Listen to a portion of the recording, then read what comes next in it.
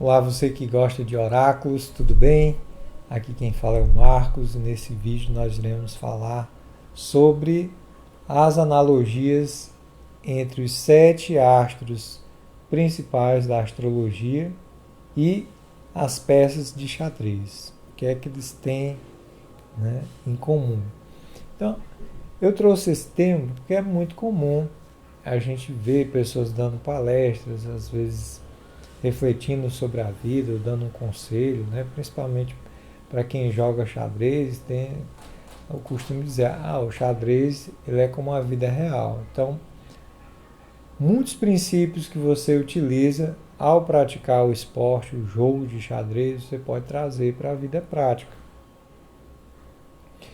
E na astrologia, como diz o grande astrólogo John Frawley, tudo no universo, tudo no mundo pode ser associado a um dos 7 astros, né, ou composição de um ou outro astro dentro da vida prática.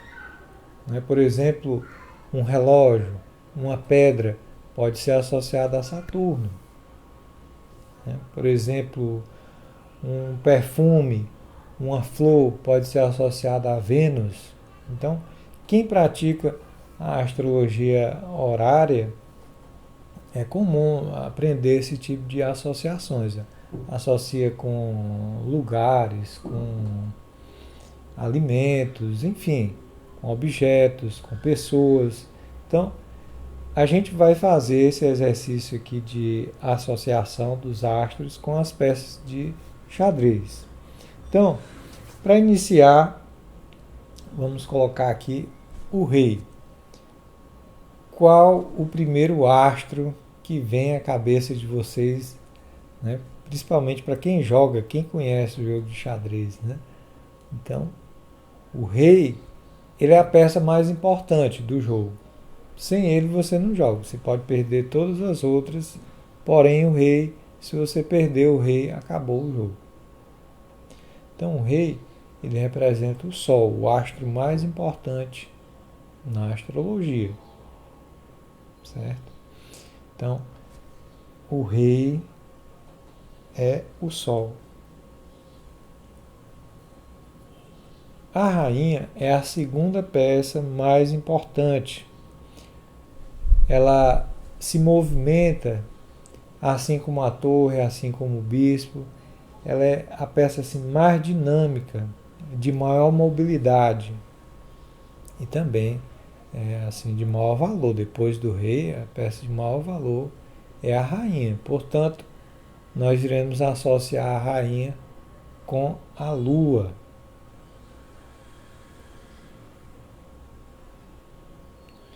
Mercúrio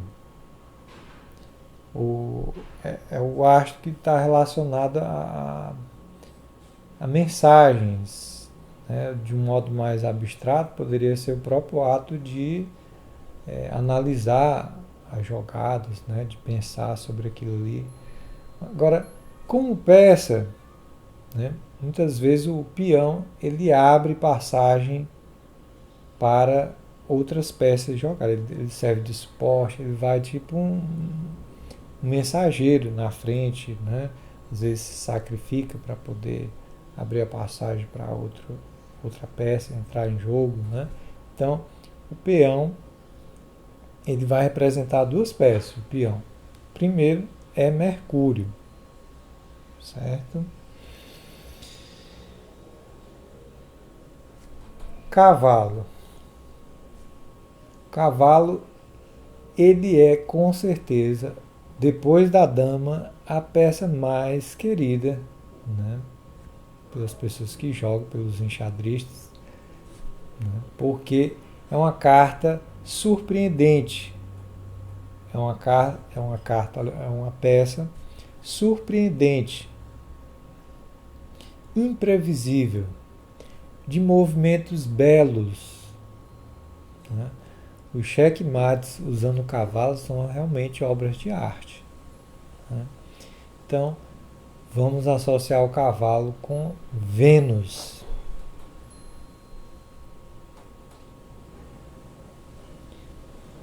Já o bispo, embora ele tenha esse nome, o bispo, a gente não vai associar a Júpiter, certo? Que é o astro relacionado à religião.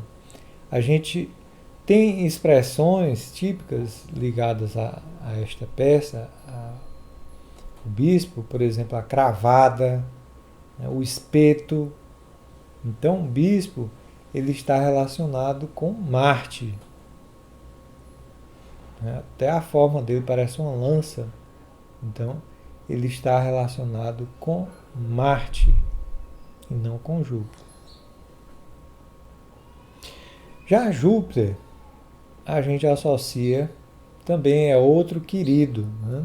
É outra peça querida, bastante aqui. Cavalo e torre e dama são peças muito queridas. Então, a torre ela está associada a Júpiter.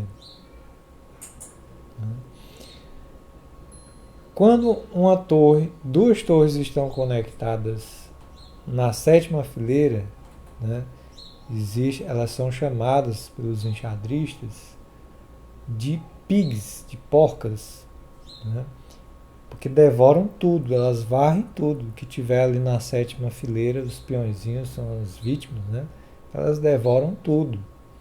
Então, as torres, elas têm uma ligação muito forte com o Júpiter. Né? O vício capital relacionado a Júpiter é a gula. Né? Como disse, eles varrem tudo. Então, a torre, elas estão relacionadas com Júpiter. E Saturno é representado pelos peões, certo? Não aquele peão que vai na frente abrindo caminho, servindo como mensageiro, no caso do Mercúrio, mas como a estrutura. É comum a gente, ao analisar uma partida de xadrez, usar determinadas expressões como, por exemplo, a estrutura de peões das brancas, das negras, é desta forma, daquela. A estrutura de peão, muro de pedra. É comum a gente ver expressões como esta. Então, o peão, né, é o mais desprezado, assim como o Saturno, né, mas pela estrutura de peões é que se define os planos, as necessidades da posição, né, as vantagens ou as debilidades mais assim duráveis da posição. Então o peão está relacionado com Saturno, tá certo? Então, gente, estas são as minhas observações e análises sobre o xadrez e a astrologia. A gente vai fazer um vídeo também comparando o jogo de xadrez com o I Ching, com os trigramas do I Ching. Então, existe também uma associação muito bonita, muito interessante com o I Ching que a gente vai tratar em um próximo vídeo, tá bom? Espero que vocês tenham gostado do vídeo. Se gostou, deixe o seu comentário, o seu like, compartilha com quem gosta de astrologia, com quem gosta de xadrez também, tá certo? E muito obrigado por ter assistido esse vídeo. Até a próxima. Tchau.